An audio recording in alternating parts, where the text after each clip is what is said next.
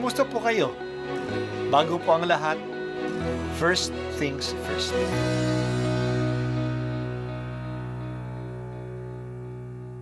Good morning po. Sinisimulan po natin ngayon ang first things first. At dito po, tinatalakay natin sa unang bahagi ng umaga natin ay ang first readings na binabasa po sa banal na misa.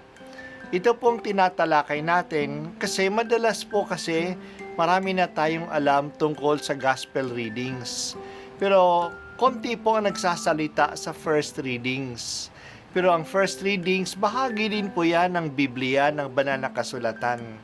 Kaya susubaybayan po natin ang mga first readings. Basahin po natin at kuminsan kailangan ng basahin ng 2 o 3 beses bago maintindihan kasi hindi po tayo familiar sa mga istorya at sa mga kaisipan na tinatalakay dito.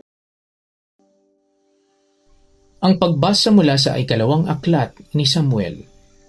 Si David ay panatag ng nakatira sa kaniyang bahay. Sa tulong ng Panginoon, hindi na siya ginagambala ng kaniyang mga kaaway.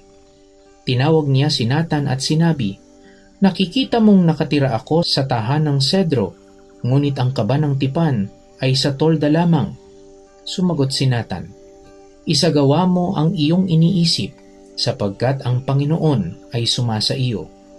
Ngunit ng gabing iyo'y sinabi ng Panginoon kay Nathan, "Ganito ang sabihin mo kay David, ipagtatayo mo ba ako ng tahanan? Inialis kita sa pagpapastol ng tupa upang gawing pinuno ng bayang Israel. Kasama mo ako saan mang dako, at lahat mong mga kaaway ay aking nilipol. Gagawin kong dakila ang iyong pangalan tulad ng mga dakilang tao sa daigdig. Bibigyan ko ang Israel ng kaniyang lupa at doon ko patitirahin. Wala nang gagambala sa kanila roon. Wala nang aalipin sa kanila tulad noong una, buhat nang maglagay ako ng hukom nila.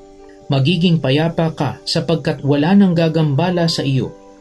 Bukod dito, akong Panginoon ang nagsasabi sa iyo, patatatagin ko ang iyong sambahayan. Pagkamatay mo, isa sa iyong mga anak ang ipapalit ko sa iyo. Patatatagin ko ang kaniyang kaharian. Kikinlanlin ko siyang anak, at ako na may magiging ama niya. Magiging matatag ang iyong sambahayan. Ang iyong kahari ay hindi mawawaglit sa aking paningin, at mananatili ang iyong trono." Ang salita ng Diyos. Salamat sa Diyos.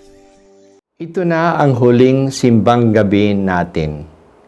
Mamayang gabi ay ipagdiwang na natin ang misa ng Pampasko. Talagang magiging tunay na ang batian natin ng Merry Christmas. Ang Pasko ay biyaya ng Diyos. Hindi ito dahil sa ating pagsisikap o dahil sa ating kabutihan. Ito ay grasya. Yan din ang mensahe ng Diyos kay David.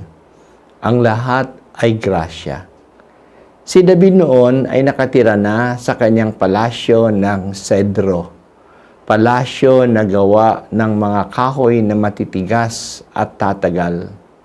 Mapayapa na siya. Natalo na niya ang mga kaaway niya. Napag-isip-isip niya na ang Panginoong Diyos na sinasagisag ng kaba ng tipan ay nakatira lamang sa isang tolda. Kaya naisip niya na gumawa ng pabor sa Diyos. Igagawa niya ang Diyos ng bahay ng isang templo. Pero pinasabi ng Diyos sa kanya sa pamamagitan ni Propeta Nathan na huwag magbalak ng ganyan. Ang lahat ng naranasan ni David ay grasya. Dahil sa Diyos, kinuha siya sa pagpapastol ng mga tupa upang maging hari ng Israel. Dahil sa Diyos, natalo niya ang mga kaaway ng bayan ng Israel. Dahil sa Diyos, naging matagumpay siya sa lahat ng mga kaaway niya. Kaya ngayon, wala nang gagambala sa kanila kasi natalo na ang lahat ng mga kaaway. Hindi na sila mapapaalis sa kanilang lugar. Pero hindi pa sapat ang mga grasyang ito. May isa pang grasya na gagawin ng Diyos. Papatatagin niya ang sambayanan na galing kay David. Isa sa mga anak niya ang susunod sa kanya na maging hari.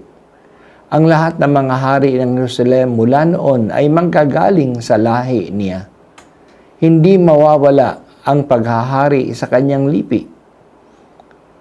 Itong lahat ay biyaya ng Diyos. Nakipagtipan ang Diyos sa lipi ni David. Totoo na ang lahat ng mga hari sa Jerusalem mula noon ay galing sa pamilya ni David. Pero dumating ang panahon na nawala na ng hari ang Jerusalem kasi nasira na ang kaharian ng Huda.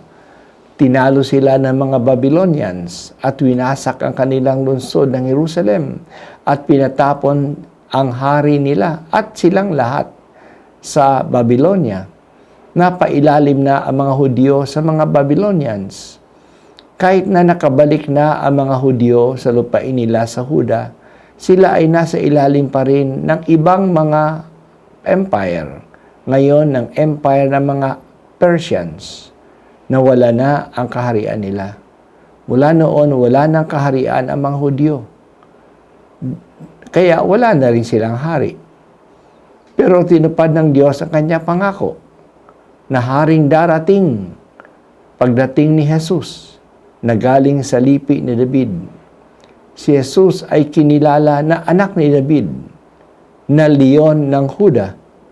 Oo, maghahari siya kasi nandito na ang kaharian ng Diyos. Pero magiging ganap ang paghahari ni Jesus pagdating niya muli. Ang bawat Pasko ay paalaala na tulad na tinupad ng Diyos ang pangako na darating ang Kristo, tutuparin din niya ang pangako na babalik uli ang Kristo at maghahari siya magpakailanman. Halina Jesus, dumating kang muli. Natutuwa kami sa pag-alaala namin sa una mong pagdating. Nanadami kami na sa muli mong pagdating. Magaganap ng lubusan ang grasya ng kaligtasan. Ito po ay iyong biyaya. Dumating na po kayo.